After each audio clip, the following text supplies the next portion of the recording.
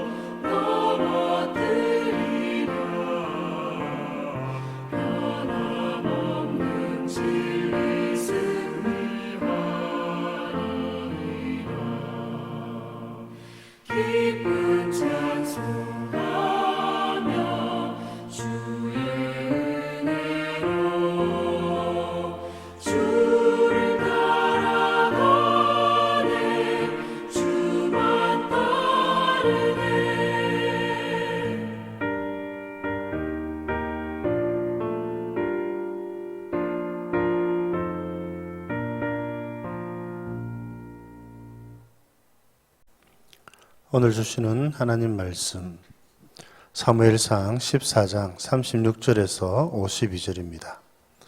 사무엘상 14장 36절에서 52절 말씀 봉독해 드립니다.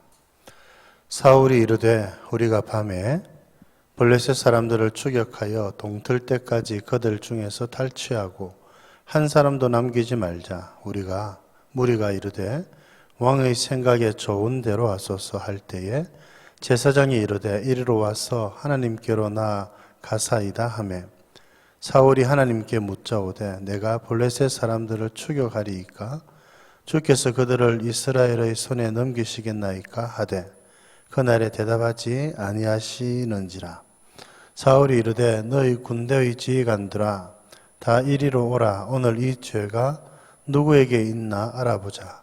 이스라엘을 구원하신 여호와께서 살아계심을 두고 맹세하노니 내 아들 요나단에게 있다 할지라도 반드시 죽으리라 하되 모든 백성 중 한 사람도 대답하지 아니하매 이에 그가 온 이스라엘에게 이르되 너희는 저쪽에 있으라. 나와 내 아들 요나단은 이쪽에 있으리라. 백성이 사울에게 말하되 왕의 생각에 좋은 대로 하소서 하니라. 이에 사울이 이스라엘의 하나님 여호와께 아뢰되 원하건대 실상을 보이소서 하였더니 요나단과 사울이 뽑히고 백성은 면한지라. 사울이 이르되 나와 내 아들 요나단 사이에 뽑으라 하였더니 요나단이 뽑히니라. 사울이 요나단에게 이르되 네가 행한 것을 내게 말하라. 요나단이 말하여 이르되 내가 다만 내 손에 가진 지팡이 끝으로 꿀을 조금 맛보았을 뿐이오나 내가 죽을 수밖에 없나이다. 사울이 이르되 요나단아 네가 반드시 죽으리라. 그러지 않으면 하나님이 내게 벌을 내리시고 또 내리시기를 원하노라 하니 백성이 사울에게 말하되 이스라엘의 이 큰 구원을 이룬 요나단이 죽겠나이까 결단코 그렇지 아니하니이다. 여호와의 살아계심을 두고 맹세하옵나니 그의 머리털 하나도 땅에 떨어지지 아니할 것은 그가 오늘 하나님과 동력하였음이니이다 하여 백성이 요나단을 구원하여 죽지 않게 하니라. 사울이 블레셋 사람을 추격하기를 거치고 올라가매 블레셋 사람들이 자기 곳으로 돌아가니라.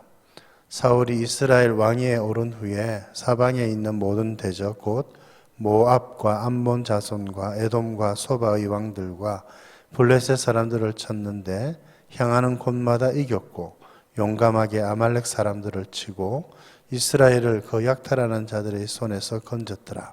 사울의 아들은 요나단과 이스위와 말기수와요. 그의 두 딸의 이름은 이러하니 맏딸의 이름은 메라비요 작은 딸의 이름은 미갈이며 사울의 아내의 이름은 하이노아미니 하이마아스의 딸이요 그의 군사령관의 이름은 아브넬이니 사울의 숙부 넬의 아들이며 사울의 아버지는 기스요 아브넬의 아버지는 넬이니 아비엘의 아들이었더라. 사울이 사는 날 동안에 블레셋 사람과 큰 싸움이 있었으므로 사울이 힘센 사람이나 용감한 사람을 보면 그들을 불러 모았더라. 아멘. 오늘 본문의 말씀은 이제 사울이 블레셋과의 전쟁에서 승기를 잡고 또 이 블레셋을 계속 추격해서 완성을 거두어야 될지 아닐지 이제 그것을 하나님께 물어보는 장면을 우리들에게 소개를 하고 있습니다. 그런데 어찌된 영문인지 하나님으로부터 응답이 없습니다. 참 안타까운 일이죠. 그래서 왜 이런 응답이 없는가? 우리들에게 어떤 잘못이 있는가? 그것을 살피기 시작했습니다. 우리의 기도에 응답이 없으면 우리의 손에 피가 묻은 것은 아닌지 살펴보는 것, 그것은 참 지혜로운 일이죠.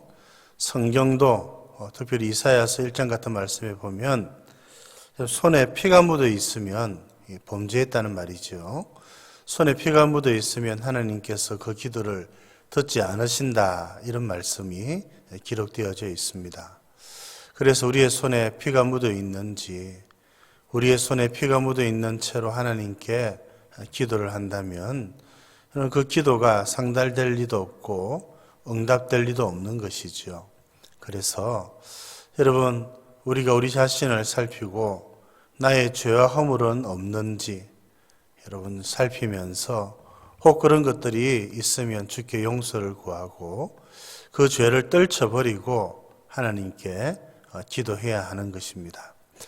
이런 점에서 사울이 하나님께서 응답하시지 않는 이유가 무엇인지 살펴보려고 한 것은 참 감사한 일입니다.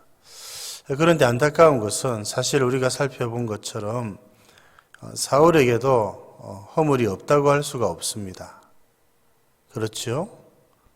언약궤를 가지고 와서 하나님의 뜻을 물을 때에 하나님의 뜻을 묻는 도중에 그것을 거만하게 하는 것이든지, 또 사무엘이 오기 전에 하나님 앞에 자기가 제사를 먼저 드린 일이든지, 또 경솔하게 백성들이 음식을 섭취하지 못하도록 참 안타까운 명령을 내린 것이라든지, 이런 것들을 살펴보면 여러분 그의 허물과 죄가 없다고 할 수가 없습니다.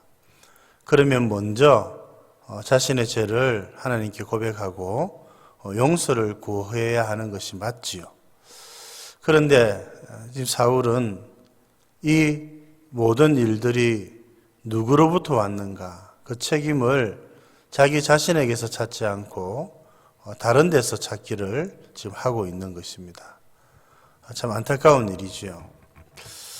여러분 자신의 허물과 부족함이 무엇인지 먼저 살펴보는 사람이 참 겸손한 사람이라고 할 수가 있을 것입니다. 특별히 공동체에 어려움이 있을 때에 그 어려움에 대한 책임을 다른 사람들에게 돌리려고 하는 것은 지도자의 면모가 아니라고 할 수가 있지요. 여러분 우리가 하나님의 일들을 해나감에 있어서 우리의 부족함과 허물과 죄를 잘 살피고 또 자기가 책임을 지려고 하는 자세를 견지하면서 그 공동체를 잘 이끌어가야 하는 것이지요. 그런데 사울은 그렇게 하지 않았습니다. 그래서 이제 제비를 뽑습니다. 요나단이 뽑힌 것이지요. 이 제비 뽑는 것은 과거 구약시대에 하나님의 뜻을 분별하는 방법 중에 하나였지요. 이제 그리고 난 다음에 요나단이 했던 일, 겨우 찾아낸 것이 음식을 먹은 것이었습니다. 꿀을 찍어 먹은 것입니다. 이것은 하나님의 명령을 어긴 것도 아니지요. 그런데 그렇게 죄가 있는 자가 발견이 되면 그 사람은 내가 죽여버리겠다 이렇게 말했습니다. 여러분 이것도 참 좋은 결정이 아니죠. 여러분 이렇게 강압적인 방법으로 힘으로 또 두려움을 주는 방식으로 그렇게 그 나라를 통치하고 다스리는 것은 세상 나라 사람들이 하는 일입니다. 그렇죠? 하나님의 나라는 그런 식으로 다스려지는 것이 아닙니다. 사랑으로, 섬김으로, 또 배품으로, 용서로. 여러분 물론 그 일들을 잘 살펴봐야 되는 것은 필요한 일이지만 지금 사울은 힘의 원리로 세상 나라 왕들이 하는 방법과 거의 비슷한 방법으로 나라를 지금 통치하고 있는 것입니다. 참 안타까운 일이 아닐 수가 없지요. 그래서 요나단을 죽이려고 하지요. 그런데 백성들이 그것을 하지 못하도록 막는 것입니다.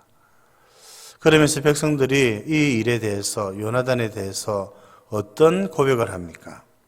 오늘 45절 말미에 보면 그가 오늘 하나님과 동력하였습니다. 이 백성들은 이 요나단이 어떤 일을 했는지를 알고 있는 겁니다. 요나단은 하나님과 동력하였고 하나님과 함께 일한 사람이었습니다. 여러분 근데 하나님과 함께 일한 하나님의 동력자인 요나단을 차단한다는 것, 여러분 그것은 하나님에 대한 반항일 수 있지요. 아니 그렇습니다. 하나님에 대한 저항이고 하나님에게 반기를 드는 것과 같은 것이지요. 이런 점에서 사울보다는 이스라엘 백성들이 훨씬 더 믿음 있는 자들이었습니다. 이 사울은 지금 그것을 분별하지 못합니다.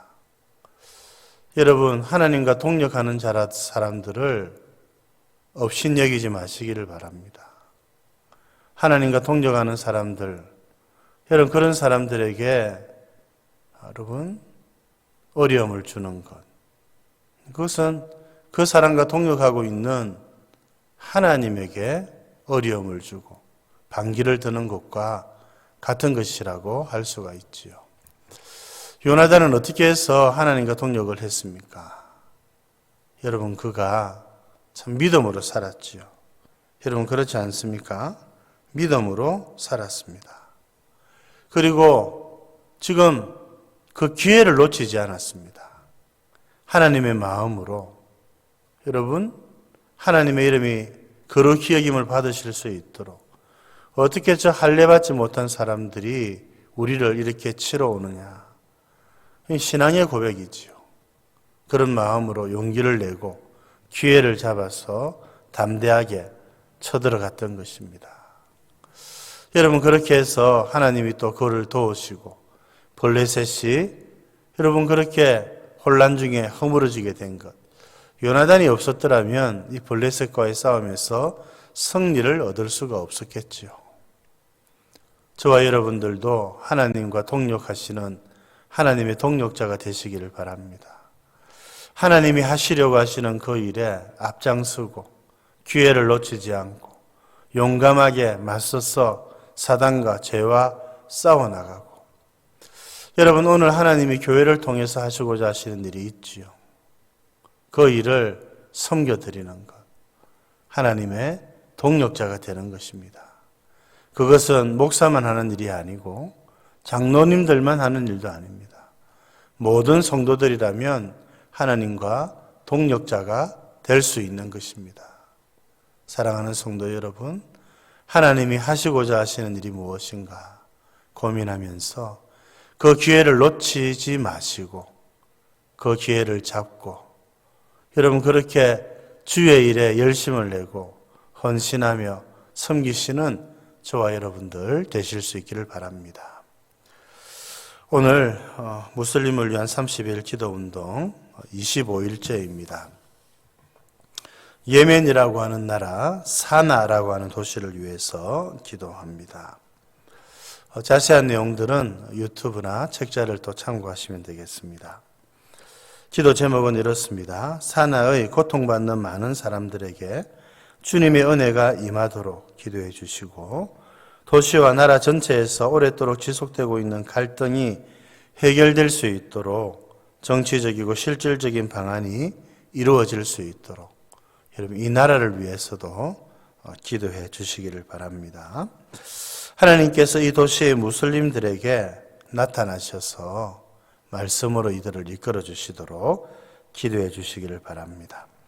소수의 그리스도인들이 말과 삶을 통해서 그들의 희망을 계속해서 담대하고 지혜롭게 증거해서 많은 사람이 그리스도를 믿을 수 있도록 그 지역에 남겨진 또 그리토교와도 같은 그리스도인들과 교회 또 사역하시는 선교사님들을 위해서도 기도해 주시기를 바랍니다. 하나님 아버지, 오늘도 감사드립니다. 오늘은 참 또 안타깝지만 사울이 또 얼마나 또 경솔한 지도자였는지를 저희들이 함께 살펴보았습니다. 우리에게 기도의 응답이 없을 때에 그것이 혹시 나의 죄 때문은 아닌가, 나의 부족함과 허물은 무엇인지 자기 자신을 살필 수 있는 저희들 되게 하여 주시옵소서. 하나님 아버지, 또 그게 공동체의 문제일 때에 주님 그 문제와 책임을 다른 사람에게서 찾기보다 자기 자신에게서 먼저 찾을 수 있도록 하나님 도와주시옵소서. 오늘 요나단이 하나님과 동력하였다는 사실을 이스라엘 백성들이 고백하였던 것처럼 하나님 오늘 저희들도 하나님과 동력하는 자들 되게 해주시고 하나님의 마음과 하나님의 마음을 품고 하나님의 뜻을 이루어드리는 저희들 되게 해 주옵소서. 제송동 교회를 향하신 하나님의 뜻이 무엇인지를 분별하고 그 일을 우리 주님과 함께 이루어갈 수 있도록 도와주시옵소서. 오늘 무슬림을 위한 기도운동 예멘 사나 도시를 위해서 기도합니다. 하나님 아버지, 그 나라를 불쌍히 여겨주시고 하나님을 믿는 성도들이 본이 되고 교회가 믿음으로 살게 해주셔서 그곳에서 사는 무슬림들을 주님께로 인도할 수 있도록 은혜를 베풀어 주시옵소서. 오늘 하루도 우리 주님 저희들과 동행해 주시고 사랑하는 성도들을 지켜주시옵소서. 구주 예수님 이름으로 기도드립니다. 아멘.